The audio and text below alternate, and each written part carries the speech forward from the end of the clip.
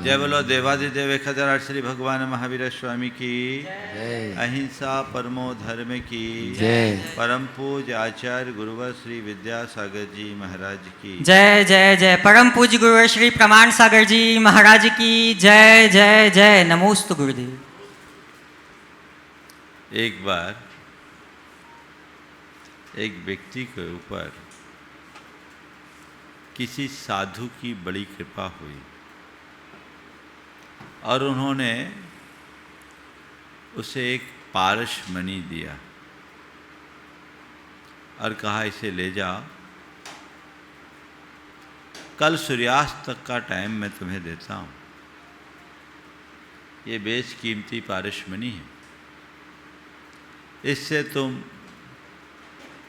जितना चाहो लोहे को सोना बना सकते हो। बड़ा खुश हुआ। संत की कृपा और जन्म जन्म के दारिद्र्य को दूर करने का शुभ अवसर। घर आके सोया, रात भर सपने में खोया रहा। उसे लगा कि मैं तो अपने घर लोहे का पहाड़ खड़ा कर दूंगा और एक स्पर्श में मेरे घर सोने का पहाड़ बन जाएगा। सुबह हुई, योजना के अनुसार सुबह से उसे लोहा इकट्ठा करना था। कहा अभी तो पूरा दिन है, सूर्यास्त तक का समय है, थोड़ी देर में लोहा उठा लाऊंगा किसी कबाड़ी के यहाँ से और एक पल में लोहा सोना हो जाएगा। अभी से जाके क्या करता हूँ, थोड़ा और विश्राम कर लूँ, थोड़ा और सो लूँ, थोड़ा और सो लूँ।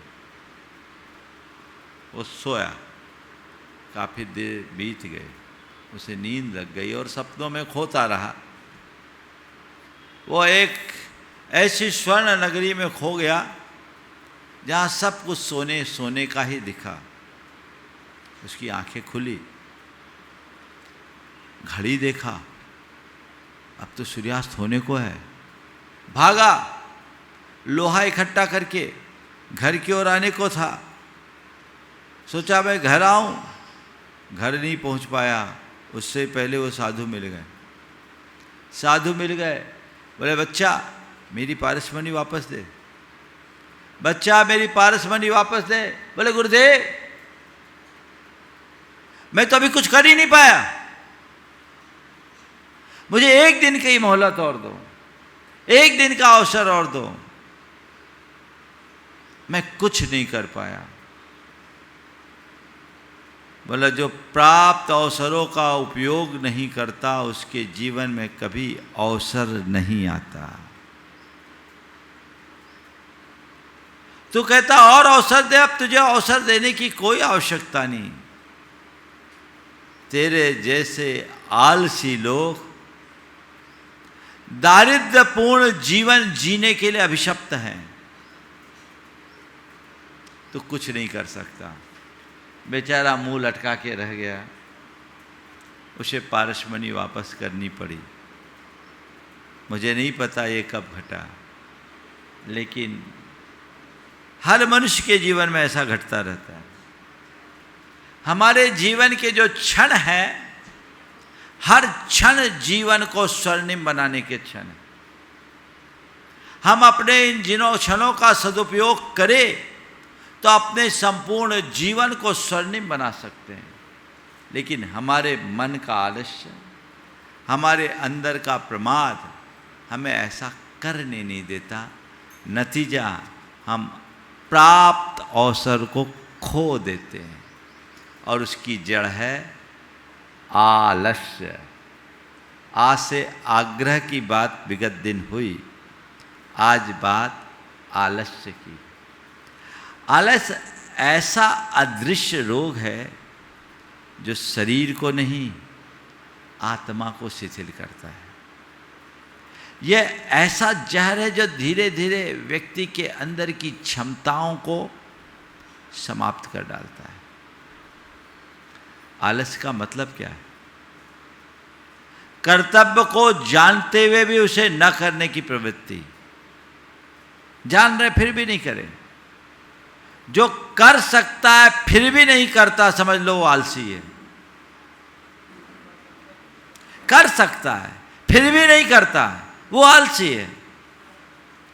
सच्चे अर्थों में आलसी व्यक्ति बाहरी बंधनों से नहीं, अपने शिथिल संकल्पों के कारण परेशान होता है। उसका मन बड़ा कमजोर होता है। अब हमें देखना है मेरा स्थान कहाँ है। मेरे अंदर आलस तो नहीं पल रहा है। किसी व्यक्ति को आलसी कह दो तो उसे अच्छा नहीं लगेगा। लगेगा क्या? नहीं लगेगा।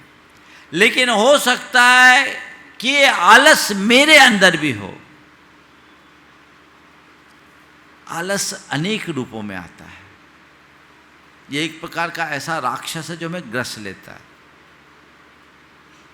ये आलस शारीरिक रूप से, मानसिक रूप से, आध्यात्मिक रूप से और भावनात्मक रूप से, चारों रूपों में हमें जकड़ता है। आलस के लक्षण अरुचि, अनुत्साह, सुस्ती और विस्मृति। कुरैन काबे में लिखा है कि आलसी व्यक्ति के जीवन में जो अपने जीवन के प्राप्त अवसरों का सदुपयोग नहीं करता, उनके जीवन की 4 मंगल नौकाएं हैं। अरुचि, अनुत्साह, सुस्ती और विस्मृति।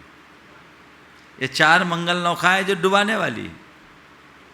हम कोई भी कार्य कर रहे हैं, उस कार्य को करने में यदि रुचि है तो मैं उत्साही मानूंगा, मैं निरालसी हूं। अनुत्साह है यानी मेरे मन में कहीं ना कहीं आलस है। अंदर सुस्ती है तो मेरे अंदर आलस है। और विस्मृति है, मुझे किसी चीज का भान नहीं, तो ये भी मेरे अंदर के आलस को द्योतित करता है। शारीरिक आलस जब मन में छाता है तो शरीर उठने, चलने, फिरने, क्रियाशील होने से खतरा। कौन करे, पड़े रहो, होता है। ऐसे आलसी लोग बहुत हैं। यहां से वहां जाना है, आधा घंटा गाड़ी का वेट करने में बिता देंगे, पर 5 मिनट पैदल चलने का कष्ट नहीं उठाएंगे। होता है। गाड़ी का वेट करने में आधा घंटा खराब करने को राजी हैं, पर यहां से वहां जाने में कुल 5 मिनट लगना है। 5 मिनट का सफर तय करने के लिए राजी नहीं। ये वे लोग हैं जो शारीरिक रूप से आलसी होते हैं। दूसरा है मानसिक आलस्य। जब सोचने, निर्णय लेने और विचार करने में जी चुराने लगे। कुछ लोग होते हैं जो मानसिक रूप से बहुत आलसी होते हैं, कुछ सोचते नहीं। कुछ कहाँ सोचते हैं, विचार करते हैं, निर्णय लेंगे, आज नहीं कल पर टालेंगे। टाल मटोल की प्रवृत्ति आलस की प्रवृत्ति है। सोचने, विचार करने और निर्मल निर्णय लेने की क्षमता का ह्रास होता है आलसी व्यक्ति के जीवन में। जब आलस हावी होता है तो ये चीजें आ जाती है। जो व्यक्ति निरालसी होगा उसे सोचने में एक पल नहीं लगेगा, विचार करने में एक क्षण नहीं लगेगा और निर्णय लेने में कभी विलंब नहीं होता। सही समय पर सही निर्णय वो तत्परता से लेता है। तीसरा है आध्यात्मिक आलस्य। ऐसे व्यक्ति के ऊपर जब आलस होता है तो अपने पूजा पाठ, धार्मिक क्रियाएं, जप, तप, ध्यान, साधना, इनसे उसका मन भागता है, रुचि नहीं रहती। हाँ कर लेंगे, पूजा करना है कर लेंगे, सामायिक करना है कर लेंगे, स्वाध्याय करना है कर लेंगे, कोई साधना करना है कर लेंगे। ऐसे लोग आध्यात्मिक रूप से बड़े कमज़ोर होते हैं और वो अपने आप को मार्ग से भटका देते हैं। इसी तरह भावनात्मक आलस तब छाता है जब मनुष्य की संवेदनाएं कुंठित हो जाती है और व्यक्ति अंदर से निष्क्रिय हो जाता है। ऐसा आलस मनुष्य को बुरी तरह परेशान करता है। अपने अंदर झांक कर देखे कि मेरे मन में इस प्रकार का कोई आलस्य तो नहीं है। एक बार एक व्यक्ति संत के पास पहुंचा। अब संत ने पूछा, भैया तुम क्या करते हो? बोले मैं आराम करता हूँ। क्या करते हो? आराम करता हूँ। युवक था। क्या करते हो? आराम करता हूँ। संत ने मुस्कुराते हुए कहा, आराम तो वो करता है जो, आराम तो उसे चाहिए जो श्रम करता है। तुम श्रम तो करते नहीं, आराम खोजते हो। ये आराम करते हो या सुस्ताते हो? थकने पर विश्राम करना आराम है और बिना थके पड़े रहना सुस्ती है। ये आलस्य का द्योतक है। इस आलस्य को हमें दूर भगाना चाहिए। जो काम हम कर सकते हैं उसे कर डालना चाहिए। कर सकने लायक काम को भी टाल मटोल कर देना कभी अच्छी बात नहीं मानी जाती। अपने अंतरंग को टटोल करके देखो। टाल मटोल की आदत है? अभी नहीं, बाद में, फिर कर लेंगे। ये बाद में को अभी में परिवर्तित करो, फिर को अब में परिवर्तित कर लो। कर लेंगे को कर लेना है, इसमें परिवर्तित करो। ठान लो, जीवन तब बदलता है। आलस्य करोगे तो पड़े रह जाओगे। अकबर ने एक बार बीरबल से पूछा कि ये बताओ इस दरबार में सबसे आलसी कौन है? इस दरबार में सबसे आलसी कौन है? बीरबल ने कहा, जहां पना आप। जहां पना आप।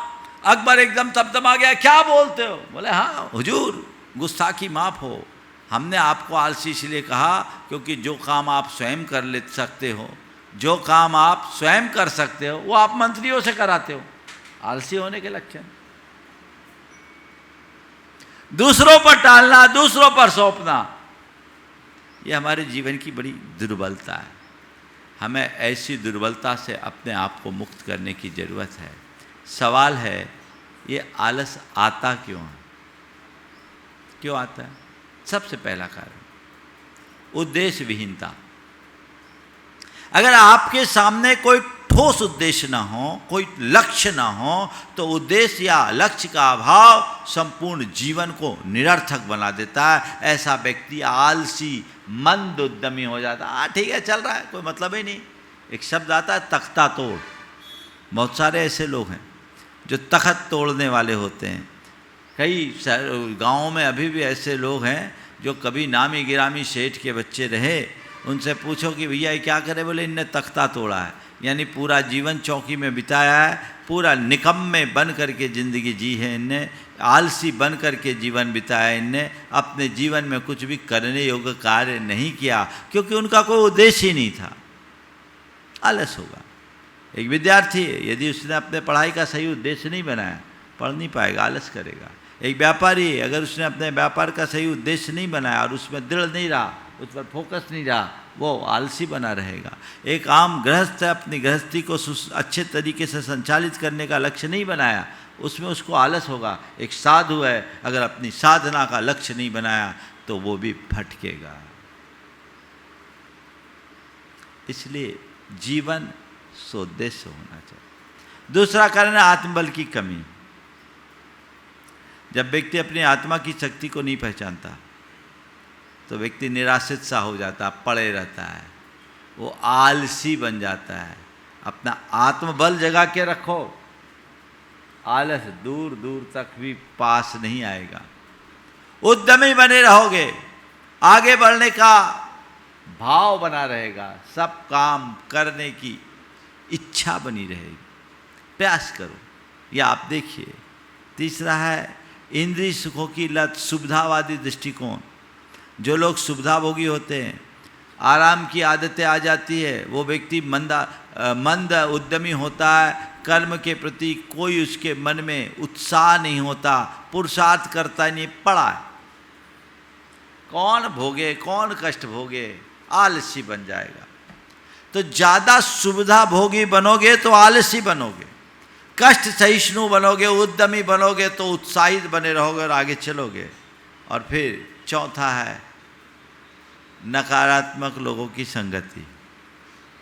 नकारे व्यक्ति, आलसी व्यक्तियों के साथ रहने वाले भी खुद आलसी हो जाते। तो ये जो कारण है जो मनुष्य को आलसी बनाते, ऐसे व्यक्ति को कुछ भी कहो बहाना बना देगा, कुछ भी कहो बहाना बना देगा, खुद नहीं करेगा। गुरु शिष्य थे, शाम का समय था, रात्रि का समय था, गुरु को नींद नहीं आ रही थी। गुरु ने शिष्य से कहा, बेटा थोड़ा दिया बुझा दे, मुझे नींद नहीं आ रही।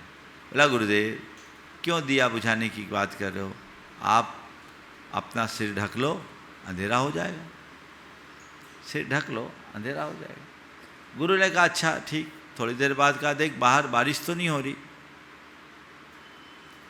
उसने कहा, गुरुदेव बारिश नहीं हो रही, बारिश नहीं हो रही। तो बाहर गया नहीं, कैसे कह रहा है कि बारिश नहीं हो रही? बोले, अभी अभी एक बिल्ली आई थी, मैंने उसके पीठ में हाथ फेरा, बाहर से बिल्ली आई थी, उसकी पीठ सूखी थी, मैं समझ रहा हूँ बारिश नहीं हुई। ठीक। थोड़ी देर बाद गुरु ने कहा, देख खिड़की बंद कर दे, बहुत तेज हवा आ रही है, मुझे ठंड लग रही है। खिड़की बंद कर दे, तेज हवा आ रही है, मुझे ठंड लग रही है। गुरुदेव 2 काम मैंने कर दिया, तीसरा आप नहीं कर सकते। 2 मैंने कर दिया, तीसरा आप नहीं कर सकते। ये स्थितियां बनती है। वो कोई भी काम कहो बहाना बना देगा। टाल मटोल करने वाले को हमेशा कोई ना कोई बहाना खोजना ही पड़ता है। ध्यान रखना, कामयाब वो नहीं होते जो बहाना बनाते हैं, कामयाब वे होते हैं जो बहाना खोजते हैं। कोई मौका आए तो बहाना मत बनाओ, कोई भी मौका आए बहाना खोजो कि किस बहाने में काम कर पाऊं। बहाना बनाने वाले बहाना ही बनाते रहते हैं और मौका खोजने वाले जीवन को आगे बढ़ा लेते हैं। हम अच्छा अवसर ढूंढे, बहाना बनाने की आदत से बाज आए। कई बहानेबाज होते, बड़े कलाकार होते हैं। एक स्कूल में एक लड़का था, वो बहुत बहानाबाज था, रोज़ होमवर्क करे बिना आता और कोई ना कोई बहाना बना देता। एक दिन शिक्षक ने उससे कहा कि अब तो तेरे को आना ही पड़ेगा। बोले क्या है? बोले कुछ नहीं, तुम्हें एक चूहा का चित्र बना के लाना है, एक बिल्ली का चित्र बना के लाना है, एक कुत्ते का चित्र बना के लाना है। चूहा, बिल्ली और कुत्ते का चित्र बना के लाना। सब बच्चे तो ले आए चित्र बना के, पर वो बहानेबाज खाली हाथ पहुंचा, खाली हाथ पहुंचा। जब कोई चित्र नहीं बनाया, उससे पूछा, भैया तू चित्र क्यों नहीं बनाया? बोले सर मैं क्या बताऊं, मजबूर हूं। बोले क्या हुआ? बोले सबसे पहले मैंने एक चूहे का चित्र बनाया, चूहा एकदम जीवंत बना। फिर उसके बाद मैंने बिल्ली का चित्र बनाया। बिल्ली ने जैसी चूहा को देखा झपट पड़ी। तो बोला अभी बिल्ली कहाँ है, बिल्ली ला। बोले सर आगे की बात तो सुनो। मैंने बिल्ली को बनाने के बाद कुत्ते को बनाया। जब कुत्ते का चित्र बनाया, कुत्ते की दृष्टि बिल्ली पर पड़ी, उसने बिल्ली को झपट लिया, बिल्ली चल बसी। तो चल कुत्ता ले आता। बोला सर कुत्ते को लेके आ रहा था, कुत्ते को लेकर आ रहा था, रास्ते में बच्चों ने उस पर पत्थर मारा, वो कुत्ता पता नहीं कहाँ भाग गया, मैं उसे खोजने में बिजी हो गया, इसीलिए लेट से आया हूँ, इसीलिए मैं विलंब से आया। ये बहाना बनाने वाले बहाना ही बनाते रहते हैं, इनका सब काम अधूरा रह जाता है। परिणाम क्या निकलता है? कर्म में बाधा। कोई काम होगा नहीं, जो आज करना है वो कल पर टलेगा और कल कभी आएगा नहीं, सो काम होगा ही नहीं। टलता जाएगा, टलता जाएगा, टलता जाएगा, अंत में सब छूट जाता है। क्योंकि जो वर्तमान का सही उपयोग नहीं करता उसका भविष्य कभी अच्छा नहीं होता। हमारे भविष्य का निर्धारण तो हमारा वर्तमान क्षण करता है। आलस छोड़कर उद्यमी बनो, तब कहीं आगे बढ़ सकोगे।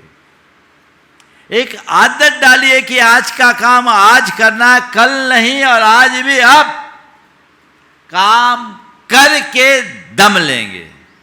कल कर लेंगे, कल कर लेंगे, कल कर लेंगे।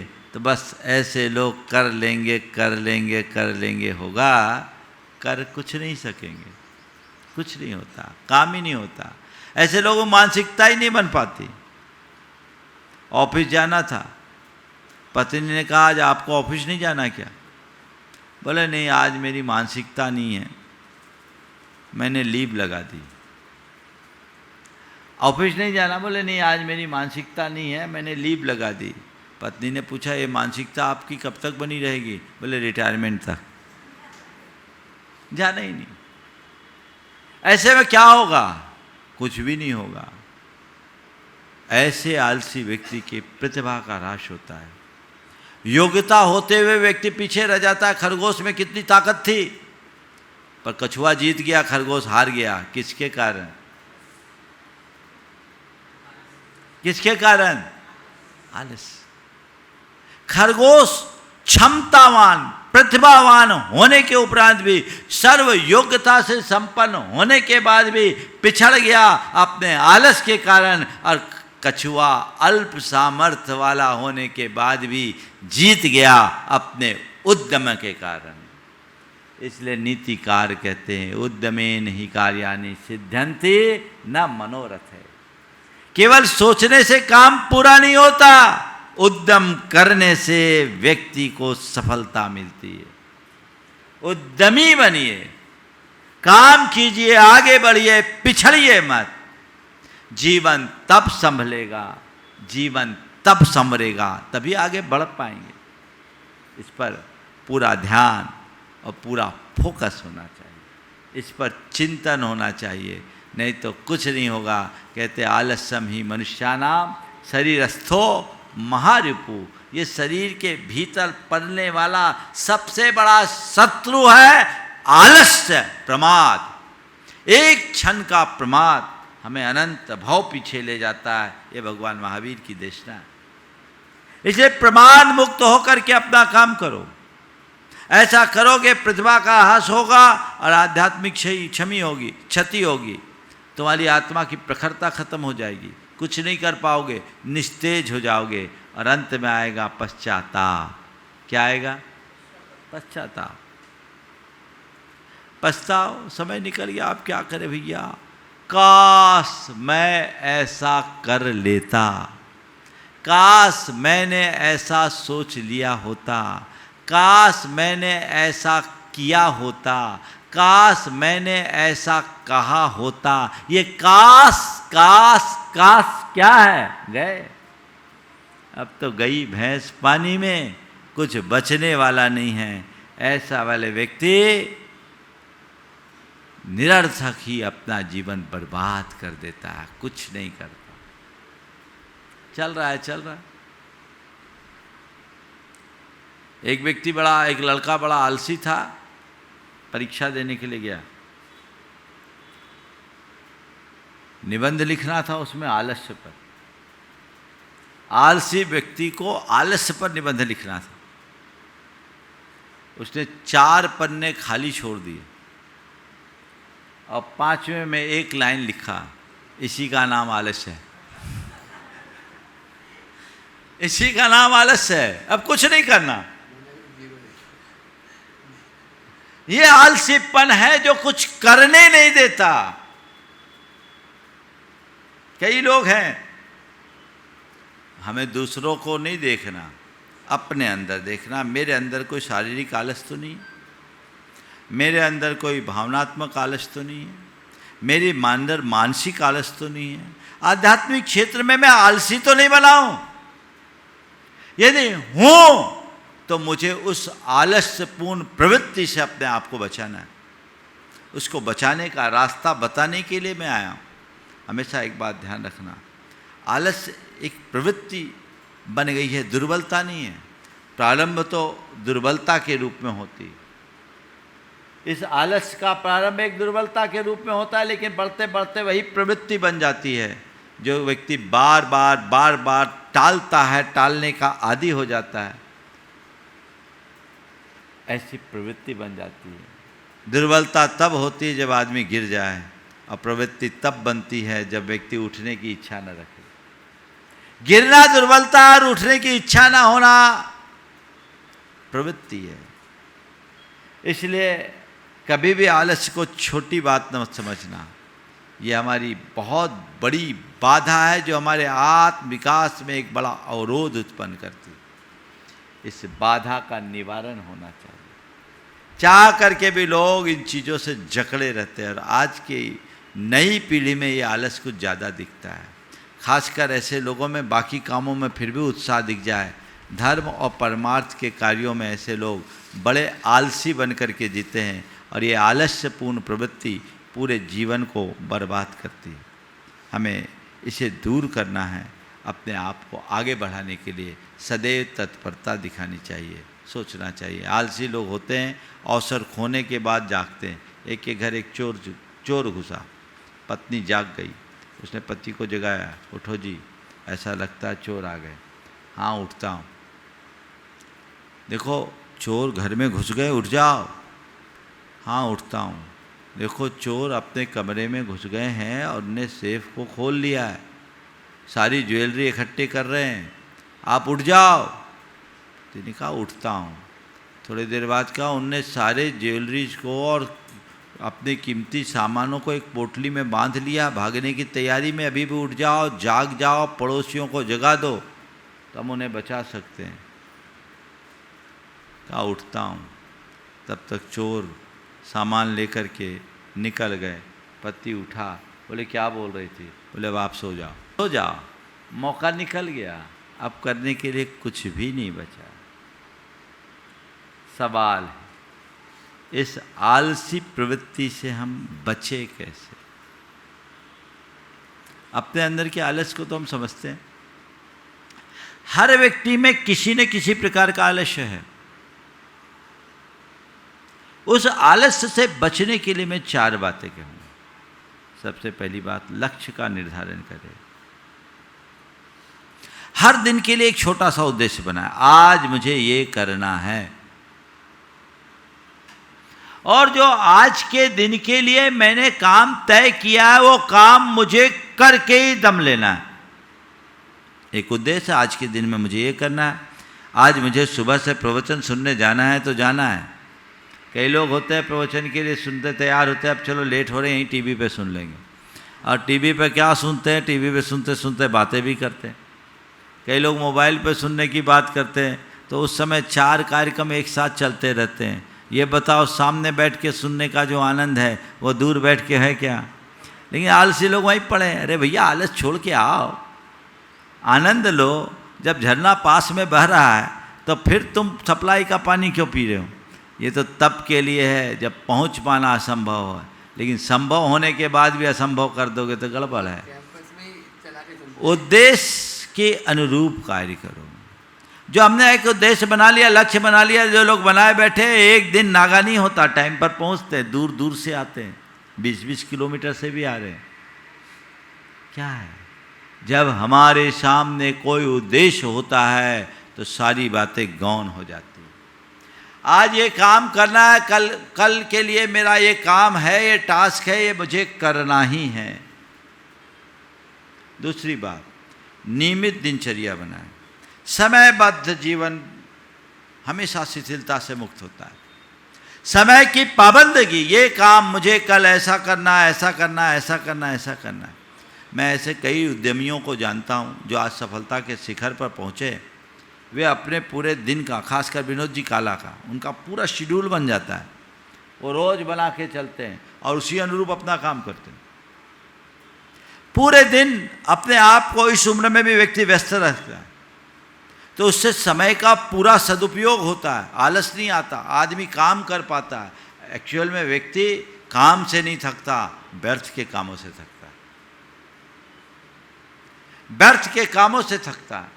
तो व्यर्थ के कामों से अपने आप को बचाओ, काम से काम रखो, नियमित दिनचर्या रखिएगा, आपको कभी कठिनाई नहीं होगी, आलस आप पर कभी हावी नहीं होगी।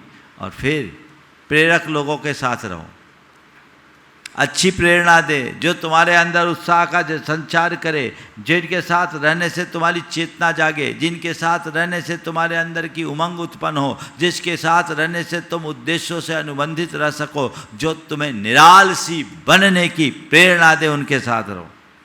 जैसों के साथ रहोगे वैसे ही बन जाओगे।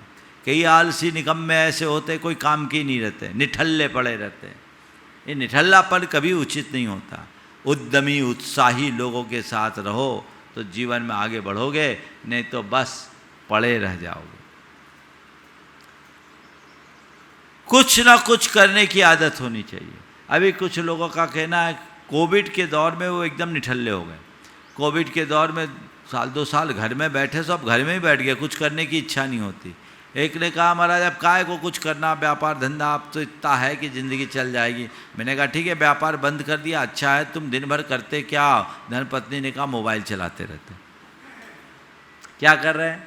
मोबाइल चलाते हैं। मोबाइल में क्या है? बोले महाराज जी बस लोगों से जुड़ते, फेसबुक इंस्टाग्राम में इधर उधर बातें चलते। ये क्या है? ये निष्क्रियता, ये अकर्मण्यता का उदाहरण है। अगर तुमने व्यापार व्यवसाय की निरर्थकता को समझकर अपने आप को उधर से दूर कर लिया, अच्छी बात है।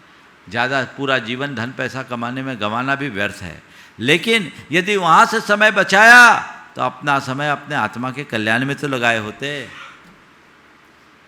परमार्थ में लगाओ, पूजा भक्ति आराधना में लगाओ, समाज सेवा में लगाओ, कहीं लगाओ। निठल्ले क्यों बैठे हो? रिटायर हो गए इसका मतलब अब कोई काम के नहीं बचे, या अब मुझे वो काम करना है जो मेरा असली काम।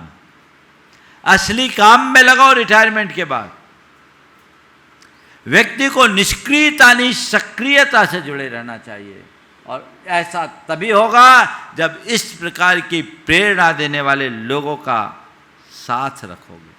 अच्छे व्यक्ति की संगति सदैव उन्नति का अवसर प्रदान करती है, यह हमें ध्यान में रखना चाहिए। और चौथी बात, अपने शरीर का संचालन करें, थोड़ा घूमे फिरे, हाथ पैर चलाए, जिससे शारीरिक परिश्रम अच्छा होना तो मानसिक ताजगी बनी रहेगी। पड़े मत रहिए, घूमिए फिरिए, थोड़ा सा योगाभ्यास कीजिए, भावना योग कीजिए। अभी भावना योग की साधना तो मैं बताऊंगा ही, तो इससे अपना जीवन आगे बढ़ेगा और सब काम अच्छे से अच्छा होगा। नहीं तो आप टालोगे तो टालते ही रह जाओगे। टालने वाला व्यक्ति न खुद को संभाल पाता है न किसी और को संभाल पाता है। इसलिए चारों उपाय बनाइए, लक्ष्य का निर्धारण कीजिए, नियमित दिनचर्या अपनाइए, अच्छे लोगों की संगति कीजिए और थोड़ा शारीरिक श्रम कीजिए, संचालन कीजिए, आपका बहुत कुछ अच्छा होगा। खान पान पर भी थोड़ा संयम रखना। अनियमित खान पान और ज़्यादा खाना भी मनुष्य को आलसी बनाता है। सीमित भोजन होना चाहिए, संतुलित भोजन होना चाहिए। ज़्यादा खाओगे मोटापा आएगा, और मोटापा आने के बाद अपने आप अपना ही शरीर अपने लिए बोझ बन जाएगा। हम कौन कर सकता है, कौन कर सकता है? ये सभी को मैं कहता हूँ अपना वजन कम करना चाहिए, जीवन में वजनदारी बढ़ाना चाहिए। शरीर का वजन कम करो, वजनदारी का काम करो। लोग शरीर का वजन बढ़ा करके अब धरती का बोझ बढ़ा रहे हैं, उनके जीवन में कोई वजनदारी नहीं। थोड़ा सा आप अपने डाइट पर पूरा ध्यान दीजिए ताकि आप अपने जीवन का रस ले सके और जीवन में कुछ अच्छा कर सके, तो हमारे जीवन में बहुत अच्छा काम हो सकता है। बंधुओं, भावना योग के अंतर्गत मैं आलस्य को दूर करने के लिए 4 विशेष भावना, अभी तो पूरी भावना योग का क्रम आप लोगों से कराऊंगा ही, लेकिन ये 4 विशेष भावनाएं जो भावना योग में काफ़ी कुछ विस्तार मैंने किया है। एक है प्रेरणा भावना, दूसरा स्वविचार भावना, तीसरा नवचेतना भावना और समर्पण साधना। ये भावना अपने अंतरंग में जगाइए। जब सुबह उठें तो अपने मन से कहें मैं जागृत आत्मा हूँ, मेरा स्वभाव निरालस है, आलस्य मेरी प्रकृति नहीं। और जब उठे तो अपने मन में ऐसी भावना जगाएं, मैं आत्मा हूँ, मैं कर्मयोगी हूँ, मुझे अपना कार्य करना है, मुझ में अनंत शक्ति है। ये भावना अंदर ऊर्जा भरती है। तो अपने अंदर बताए कि मुझ में अनंत शक्ति है, मैं आत्मा हूँ, मुझे कर्म योगी बनना है और मुझ में अनंत शक्ति है। ये बात बार बार दोहराएं। फिर स्वविचार करें, अपने आत्मा की महिमा को जानें, देखें आज मैंने क्या किया और क्या नहीं किया, मैंने कौन सा अवसर खोया, इस बात पर विचार करें और मन ही मन संकल्प करें कि अब आज मैंने अवसर खो दिया, आइंदा ऐसा अवसर मैं कभी नहीं खोऊंगा, अपने हर अवसर का सदुपयोग करूंगा। तो ये आपके अंदर एक भावना जगाएगी और जीवन को आगे बढ़ाएगी और एक चेतना को जागरण में लाएं। आंखें बंद करके कल्पना करें एक रोशनी मेरे भीतर प्रवेश कर रही है जो मेरे अंदर के सारे आलस्य की परतों को समाप्त कर रही है। और फिर गुरु की छवि को याद करके समर्पण की भावना रखें और ये कहें कि मैं अपने सारे आलस्य और बुराइयों को गुरु चरणों में अर्पित कर रहा हूँ, तो जीवन में बड़ा अंतर आ सकता है। इसी भावना को हम भावना योग के रूप में चारों चरणों से पूरा करेंगे। ये हमेशा ध्यान में रखना है कि आलस्य आत्मा की जड़ता है, जो हमें एकदम जड़ता केंद्र करती है, लेकिन जो आलस्य को जीत लेता है वही कर्मयोगी बनता है, वही विजेता बनता है, वही ध्यान योगी बनता है। हमें अपने आलस्य को मिटाना है और चेतना को जगाना है। आलस्य को मिटाने के लिए, चेतना को जगाने के लिए हम भावना योग की तैयारी करें। सभी लोग स्थिर आसन से बैठ जाएं।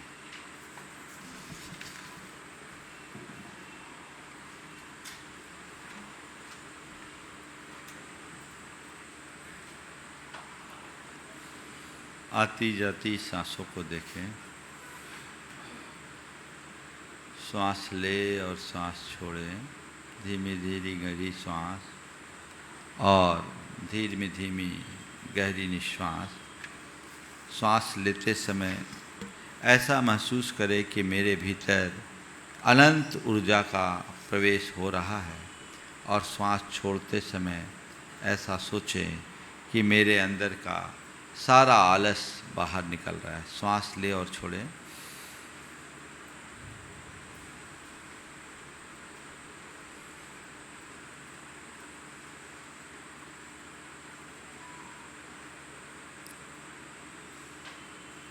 प्रभु चरणों में आलस्य के निवारणार्थ हम प्रार्थना करें। दोनों हाथ जोड़ लें, नैनों को मूंद लें और अपने भीतर बैठे परमात्मा से निवेदन करें, हे प्रभु, मुझ में अनंत शक्ति है, मुझ में अनंत शक्ति, परंतु मैं उसे पहचान न सका। मैं जानता हूँ आलस्य मेरा स्वभाव नहीं, यह मेरे आत्म बल पर पड़ा हुआ आवरण है। हे प्रभु, कृपया मुझे जागृत कर दो, कृपया मुझे जागृत कर दो, कृपया मुझे जागृत कर दो, कृपया मुझे जागृत कर दो। मेरे भीतर ऊर्जा का स्रोत फूटे, मेरे भीतर ऊर्जा का स्रोत फूटे, मेरे भीतर ऊर्जा का स्रोत फूटे, मेरे भीतर ऊर्जा का स्रोत फूटे, मैं अपने कर्तव्य को समझ सकूं, मैं अपने कर्तव्य को समझ सकूं, और आलस्य को तजकर आत्म विकास के पथ पर बढ़ जाऊं। मैं अपने कर्तव्य को समझ सकूं और आलस्य को छोड़कर आत्म विकास के पथ पर अग्रसर हो जाऊं। मैं जागृत आत्मा हूँ, मैं जागृत आत्मा हूँ, मैं जागृत आत्मा हूँ, मैं जागृत आत्मा हूँ।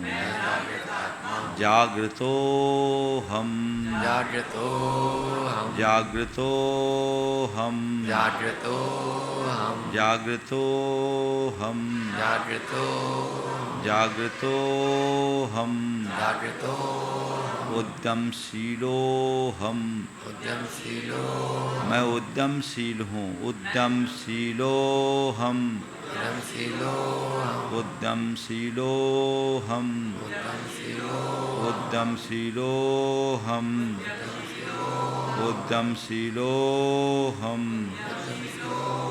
हे प्रभु, आज तक मैंने अनेक बार अपने कर्तव्यों को टाला। मैंने अनेक बार अपने कर्तव्यों को टाला। मन ने कहा कल कर लेंगे, कहा कल कर लेंगे, बाद में कर लेंगे, बाद में कर और लेंगे, उसकी बात मान ली। और उसकी बात मान ली।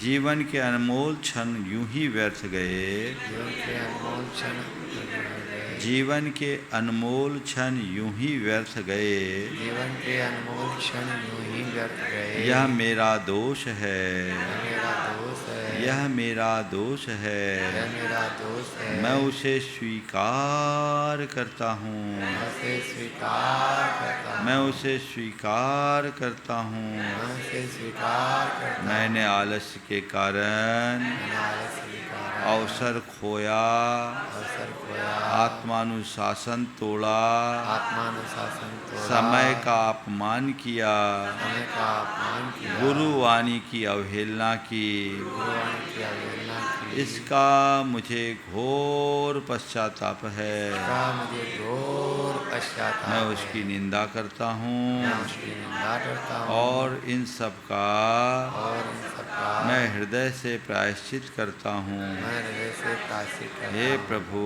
हे प्रभु, मेरा ये दोष मिथ्या होवे, मेरा ये दोष मिथ्या होवे, मेरा ये दोष मिथ्या होवे। मेरा ये दोष मिथ्या होवे। तस्मिच्छामि दुक्कड़म, तस्मिच्छामि दुक्कड़म, तस्मिच्छामि दुक्कड़म। हे प्रभु, हे प्रभु, अब मैं संकल्प करता हूँ अब मैं संकल्प करता हूँ कि मैं निरालसी रहूँगा, निरालसी रहूँगा, मैं निरालसी रहूँगा, निरालसी रहूँगा, मैं मैं समय पर उठूँगा, समय पर उठूँगा, मैं समय पर उठूँगा। जो करना है उसे आज ही करूँगा, करना उसे आज ही करूँगा, जो करना है उसे आज ही करूँगा। जो करना उसे आज ही करूँगा। कार्य के प्रति कार्य के प्रति मेरी सजगता मेरी सजगता मेरा ध्येय बनेगी। मेरा ध्येय बनेगी। मैं अपने कार्यों के प्रति मैं अपने कार्यों के प्रति सजग रहूँगा, सजग रहूँगा, मैं अपने कार्यों के प्रति सजग रहूँगा। जिसे टालता रहा हूँ टालता रहा उसे जरूर करूँगा, जरूर करूँगा, जिसे टालता रहा हूँ उसे टालता रहा हूँ, उसे जरूर करूँगा। उसे जरूर करूँगा। अब मैं आलस्य से मुक्त होकर आलस्य से मुक्त होकर आत्म बल से चलूँगा। आत्मबल से चलूँगा। अब मैं आलस्य से मुक्त होकर आलस्य से मुक्त होकर आत्म बल से चलूँगा। आत्मबल से चलूँगा। अब मैं अब मैं आलस्य से मुक्त होकर आलस्य से मुक्त होकर आत्म बल से चलूँगा। आत्मबल से चलूँगा। मैं मैं आत्मा हूँ, आत्मा हूँ, मैं मैं आत्मा हूँ, आत्मा हूँ, मैं मैं आत्मा हूँ, आत्मा हूँ, मैं मैं आत्मा हूँ। आत्मा हूँ, मैं उद्यमशील हूँ, उद्यमशील हूँ, मैं उद्यमशील हूँ, उद्यमशील हूँ, मैं उद्यमशील हूँ, मैं उद्यमशील हूँ, मैं उद्यमशील हूँ। उद्यमशील हूँ, मैं जागृत आत्मा हूँ, मैं जागृत आत्मा हूँ, मैं जागृत आत्मा हूँ, मैं जागृत आत्मा हूँ, मैं जागृत आत्मा हूँ, मैं जागृत आत्मा हूँ, मैं जागृत आत्मा हूँ। मैं जागृत आत्मा हूँ, मैं निरालसी हूँ, मैं निरालसी हूँ, मैं निरालसी हूँ। मैं निरालसी हूँ, निरालसो हम, निरालसो हम, निरालसो हम, निरालसो हम, निरालसो हम, निरालसो हम, निरालसो हम। निरालसो हम, उद्यमशीलो हम, उद्यमशीलो उद्यमशीलो हम, उद्यमशीलो हम, उद्यमशीलो हम, उद्यमशीलो हम,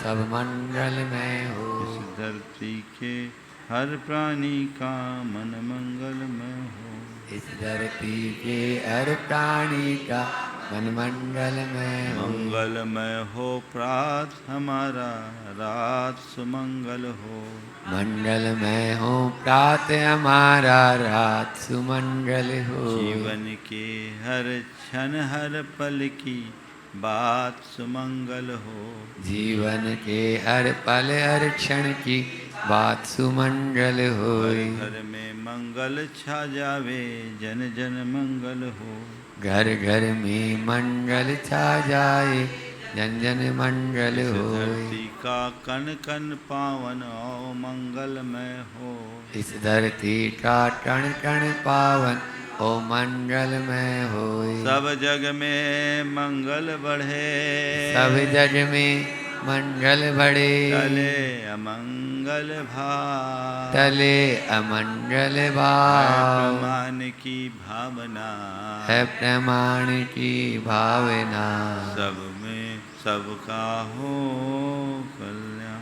सबका हो सद्भाव। सब में हो सद्भाव। सब में हो सद्भाव। जय बोलो परम पूज्य आचार्य गुरु श्री विद्यासागर महाराज।